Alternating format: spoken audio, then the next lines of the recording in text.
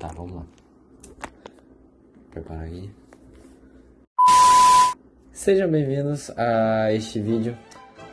Esse vídeo aqui vai ser para abordar sobre a vida em geral do Aristóteles. Sobre vida, obras, pensamentos e algumas ideias que ele tinha.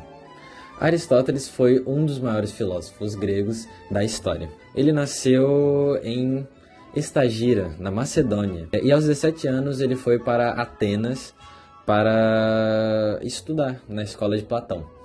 E nesse meio desses estudos, por Aristóteles ser muito inteligente, ele virou um dos maiores e grandes discípulos de Platão, sendo também reconhecido por várias outras pessoas. Ele foi a pessoa preferida, o aluno preferido, no caso, do Platão. Ao longo da sua vida como filósofo, Aristóteles criou várias obras.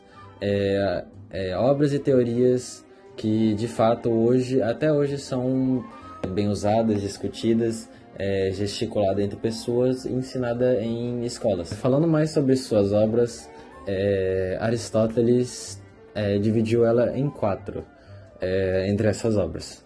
Ele dividiu sobre obras lógicas, sobre filosofia da natureza, filosofia prática e as obras poéticas. Entre elas podemos citar as da natureza. A da natureza temos 8 livros sobre a história e exercícios sobre física. Foi isso. E é isso. Fique com o resto do vídeo, em sequência aparecerá mais integrantes do grupo. Fechado? Partiu. Olá, eu sou Amanda Dutra do primeiro Química Vespertino e eu irei apresentar sobre os pensamentos de Aristóteles. Bem, já foi explicado que Aristóteles foi um grande filósofo, político e metafísico da Grécia Antiga. Com isso, eu irei explicar os pensamentos aristotélicos. Vale ressaltar que os estudos usados como base para Aristóteles são os estudos platônicos, ou seja, os estudos sobre o ser, a essência, a dialética, a política e as ideias socráticas. Os pensamentos aristotélicos eles são nomeados de período sistemático, esses que consistiam na separação das áreas dos saberes humanos, como tópicos dentro da filosofia e o conhecimento. A separação era feita em 3 grandes áreas, sendo elas a teorética, a prática e a poética. Essas 3 áreas representavam a capacidade humana de usar a razão, sendo a primeira teorética, a teoria, a segunda prática, a prática e a terceira poética, a beleza do conhecimento.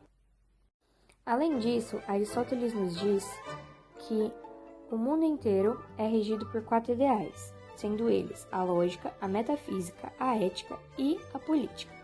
Eu irei me aprofundar na metafísica e na lógica, e dar uma pequena explicação da ética aristotélica. Diferente de Platão, que era idealista, ou seja, acreditava no mundo sensível e no mundo ideal, Aristóteles acreditava que existia um único mundo, dado pela junção do conhecimento intelectual e empírico. Conhecimento empírico sendo o conhecimento provindo das nossas experiências. Um bom exemplo para distinguir esses ideais é a mesa. Platão nos diria que não é possível entender completamente o que é a verdadeira mesa no mundo sensível, já que essa é uma versão muito simplificada da sua real representação. Porém, Aristóteles contrapunha, dizendo que não há uma diferença entre mundos, mas sim uma diferença de percepções, essas que seriam analisadas por meio dos sentidos e das nossas vivências. Com isso, ele diz que tudo é feito de ilé e eidos. Ilé sendo a matéria do que é consistido um objeto e eidos sendo a forma, o formato da matéria. Um exemplo é a parede. Ilé, a sua matéria, poderia ser madeira, tijolos ou blocos de cimento, e eidos, o seu formato, seria se ela é retangular ou quadrada. Olá, me chamo Luciano e vou falar sobre como se dá o conhecimento para Aristóteles.